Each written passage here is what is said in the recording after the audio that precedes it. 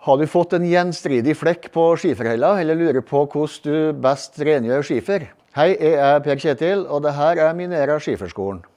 I denne videoen skal jeg vise deg hvordan du rengjør skiferen, samt hvordan du fjerner stort sett alle typer flekker, som for eksempel fra rødvin, maling, olivenolje, røst og grønske, så du kan møte våren med plettfri skifer. En av mange fordeler ved å ha norsk eller svensk skifer i hage og terrasse er at du får mer tid til å nyte utelivet, i stedet for å drive med vedlikehold. Vedlikeholdet begrenser seg stort sett til å holde den ren. For vanlig renhold av skifer så er det ikke noe mer hokus pokus enn å rett og slett spyle den med rent vann, og eventuelt gi en liten skrubb med en kost der det er behov. Det viktigste tipset jeg skal gi deg er at du bør velge vannslangen over høytrykksspyleren. Enten skiferen er limt på betong, ligger i grus, sand eller på pidestaller, såkalt systemgolv, holder det som regel å vaske skiferen utendørs med å spyle den ren med vannslangen. Om du liker å bruke høytrykksspyler, så unngå å spyle for konsentrert og nært på skiferen.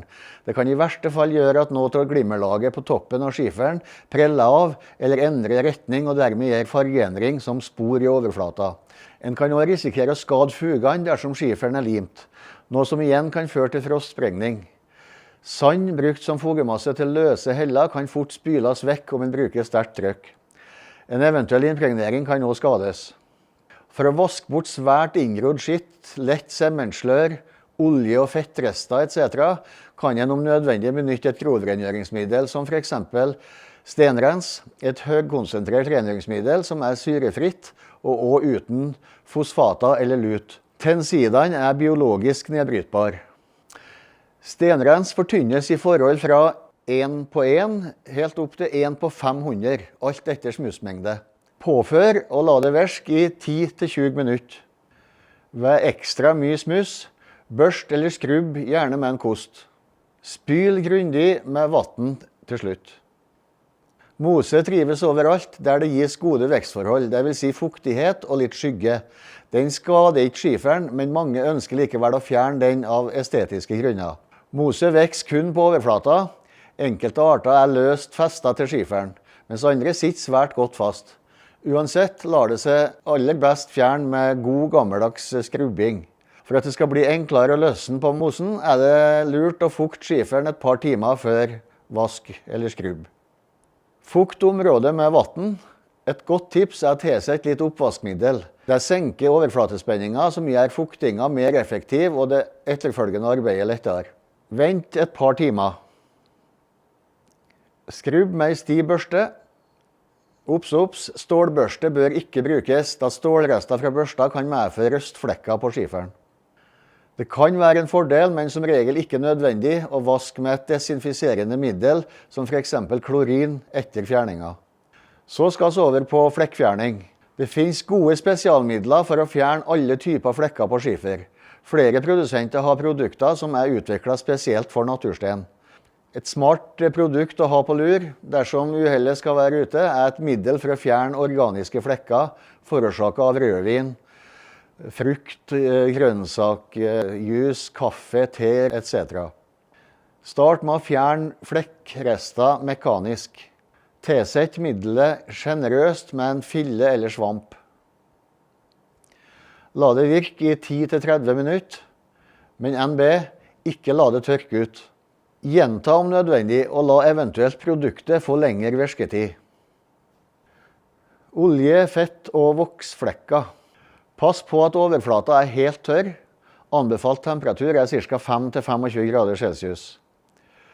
Påfør et lag som er minimum 1-2 mm tjukt med en pensel eller en sparkel. La pastaen tørske. Skrap eller børst bort den tørka massen. Ved svært intens nedsmussing gjentas behandlinga. Det anbefales at man deretter renser stenoverflata med stenrens. Har du skifer under grillen, eller et annet sted hvor det gjerne blir en del søle med olje, så anbefales at du impregnerer overflata, slik at du unngår flekker i utgangspunktet. Impregnering er en rask og enkel prosess. Sjekk ut vår video som viser hvordan du gjør det. Link finner du i beskrivelsen under. Malingsflekker, tusj, kulepenn, graffiti. Underlaget må være tørt. Beste temperatur er 10-30 grader. Unngå direkte sol. Påfør jevnt med pensel. Etter ca. 10-15 minutter er malingen så oppbløtt at den kan vaskes av med varmt vann. Ved ekstra omfattende forurensninger kan det være nødvendig å gjenta behandlingen.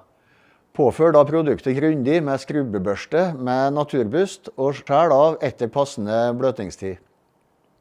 Røstflekker. Overflata må være absolutt helt tørr. Påfør ufortynnet med en pensel. Tips: for å unngå fornyet røstdannelse i ubehandlede områder og eller fargeforskjeller, bør hele stenoverflata behandles. La produktet virke i opptil 24 timer, alt etter behov. Unngå at flata tørsker ut, dekk eventuelt til med folie over. Spyl grundig med vann til alle rester av røstfjerneren er borte. Gjenta behandlingen om nødvendig når flata er helt tørr igjen. Navn på de rense- og flekkfjerningsmidler jeg har brukt her finner du i beskrivelsen under, og du får tak i dem hos våre forhandlere som er spredt rundt i hele landet. De kan også gi deg gode råd og tips om vedlikehold av skifer. Ønsker du en skriftlig veiledning til dette, så ligger det en link til det i beskrivelsen under. Da gjenstår det bare for meg å si god vårrengjøring og takk for at du så på. Og sees!